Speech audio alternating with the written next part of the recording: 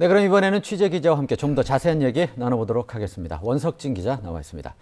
네, 원 기자, 쓰레기 문제 어제 오늘 일은 아닌데요. 코로나19 이후요. 폭발적으로 많이 늘었습니다. 어느 정도로 늘었다고 보면 될까요? 네, 그렇습니다. 코로나19로 외부 활동이 제한되면서 집안에서 생활하는 시간이 많이 늘었는데요. 그러다 보니 자연히 배달 주문과 택배 수요가 급증했습니다.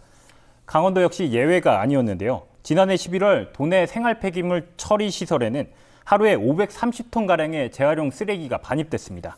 코로나19 이전보다 재활용품 배출량이 하루 100톤 가까이 는 셈인데 실로 엄청난 규모라고 볼 수 있습니다. 네, 쏟아지는 쓰레기 양도 중요하지만 이게 제대로 처리가 돼야 될 텐데 처리는 어떻습니까? 네, 그게 골칫거리인데요. 각 지자체에선 환경사업소를 운영해 생활 폐기물을 처리하고 있습니다. 재활용품의 경우 재사용을 해야 하기 때문에 일일이 선별 작업을 거쳐야 하는데요. 강원도 내 환경사업소에선 하루에 370톤 정도의 재활용 쓰레기를 선별할 수 있습니다. 하지만 지난해 하루에 500톤 가까운 재활용품 쓰레기가 반입이 됐는데요. 그러다 보니 선별이 안 된 이 130톤 정도의 물량은 그대로 소각하거나 매립할 수밖에 없었습니다. 네, 이름은 재활용 쓰레기인데 일반 쓰레기처럼 버린다는 얘기인데요. 그렇다면 일회용품 사용률을 좀 줄여야 될 것 같은데요. 어떤 노력들이 좀 필요할까요? 네, 제로 웨이스트 운동이라고 많이들 들어보셨을 텐데요. 쉽게 말해 생활 쓰레기를 줄이고 재활용품은 최대한 재사용할 수 있도록 배출하자는 겁니다.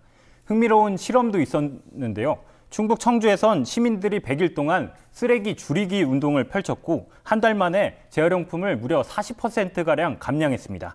가정에서 일회용품 사용을 줄이는 게 어떻게 보면 미미해 보일 수 있겠지만 재활용 쓰레기 대란을 헤쳐나가기 위해선 반드시 필요한 행동이라고 봐주시면 좋을 것 같습니다. 네, 일회용품을 줄이기 위한 시민들의 노력 다방면에서 좀 일어나고 있는데요. 공공의 대책도 필요할 것 같습니다. 강원도는 어떤 대책을 갖고 있습니까? 네, 맞습니다. 앞서 리포트에서 보신 것처럼 강원도는 재활용품 활용의 첫걸음으로 이 투명 페트병을 고품질 의료로 만드는 방안을 내놨는데요. 잘만 추진되면 2025년도에는 강원도에서 배출되는 투명 페트병 배출량의 70%를 자원화할 수 있을 걸로 기대하고 있습니다. 아울러 신선식품 포장에 쓰이는 이 아이스팩을 재사용할 수 있도록 지자체에서 운영하는 환경사업소에 세척시설을 설치하는 계획도 추진하고 있고요. 또 농자재를 생산하는데 폐플라스틱을 활용하는 방안도 강구하고 있는 것으로 전해지고 있습니다. 네, 쓰레기 문제 지역사회가 다 같이 함께 나서서 풀어야 할 문제인 것 같습니다. 네, 원석진 기자 오늘 얘기 잘 들었습니다. 수고 많았습니다.